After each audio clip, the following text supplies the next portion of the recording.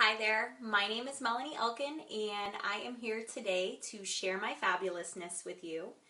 I want to first say thank you, Kate, thank you, Julia, for allowing me to have this opportunity to share with you.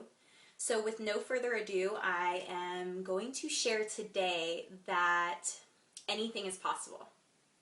Now you might have just cringed and been like, okay, that sounds really great and all, but really, is anything possible?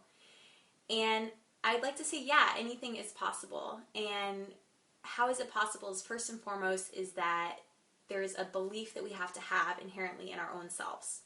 So I'd like to share a little story with you today. About 2 years ago, I was training in personal training. I was training out of a studio and things were going really well. I felt really good about what I was doing and I loved being in the movement world. But I knew that there was something missing, that there was this soul, this depth, this something, I don't know, there was just something underneath it all it was more surface, that the depth wasn't there. And so I kind of sat with that and just I had that in the back of my mind, it was spinning. And in 2009, so still in that period of time, I did a triathlon.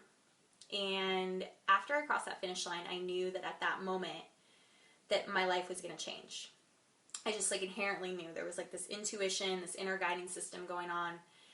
And sure enough, the next day I ended up walking in, had no idea I was going to do it, ended up quitting my job on the spot. My body ended up breaking down physically from the triathlon, from all the overtraining I was doing. The guy that I was madly in love with, he ended up breaking up with me out of the blue, had no idea. And then I also knew that I had to move. Because I knew that there was these opportunities that were going to hopefully show up, and I had to move. I had to take that first step. So literally I was knocked to my knees, and it was that one moment I just remember, and there was many moments after that too, but there was that one moment where I was okay, Melanie, you can stay right here, right?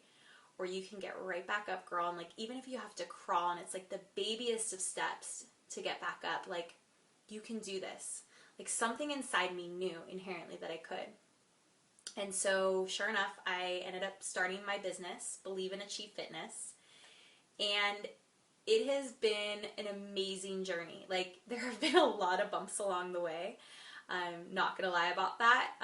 But it's definitely brought in that element that I knew was missing. And the element was, what I realized is that having had a history of punishment to my body through food, eating disorder, exercise, that I realized I was somewhat bringing that into my training, where it was I wasn't really getting that soul connection of seeing exercise, movement, and food from a space of nourishment rather than from a space of punishment. And so that's why I created Believe and Achieve Fitness. Believe and Achieve Fitness is an ability for people to reconnect with their bodies. They still move, they still sweat, we do yoga, we do movement, we do mindful eating, but it comes from a place of love and acceptance and forming a positive relationship and a lasting relationship rather than from a place of quick fix, punishment, and not giving our bodies what we really deserve and need. So I share this story with you because I want you to know that anything is possible. That standing here today, I had no idea that I was going to be teaching yoga. Yoga was a foreign term for me. And now I am so grateful that I get to share this practice that has completely transformed and changed my life, and I get to share it with others. So I'm teaching now. I have a blog called Yogalicious as well, where I combine a yoga pose and a food recipe each week and give it some kind of funny twist on it through my own experience of my life.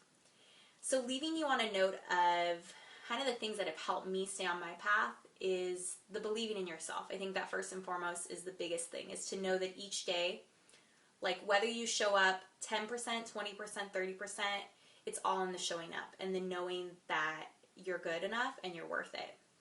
The second thing has been to be really truthful to myself, to start to really live my truth and know that it is inside of me. And I think what I did for so long is I wasn't being inauthentic, but there were times where I wasn't really being myself because I didn't really know who I was. And I'm still learning. It's still a process. It's still a journey, and I'm excited to be on it. But I think the more clear I've gotten on who I am the more I'm able to live that. And I think it also came from a place of like, okay, well, are people gonna like me? Are people gonna think I'm crazy? Are they gonna think I'm off the wagon? Like, did I lose my rocker or something? But I realized that, yeah, there are gonna be people that think that, but the people that really matter in my life are gonna support me and love me no matter what. And then moving into that, so support, having a support team. So having coaches, having friends, having mentors, having people in your life that are supporting you on this path rather than pulling you away from it. Really having people that lift you up rather than bring you down. So I hope this inspires you to go out and live your life, share your fabulousness with others, and know that you are enough just as you are now, and that anything is possible as long as you believe in yourself and just trust that inner voice, that inner knowing. So have an amazing day. I look forward to connecting with you and hearing from you, and I will talk to you soon. Take care.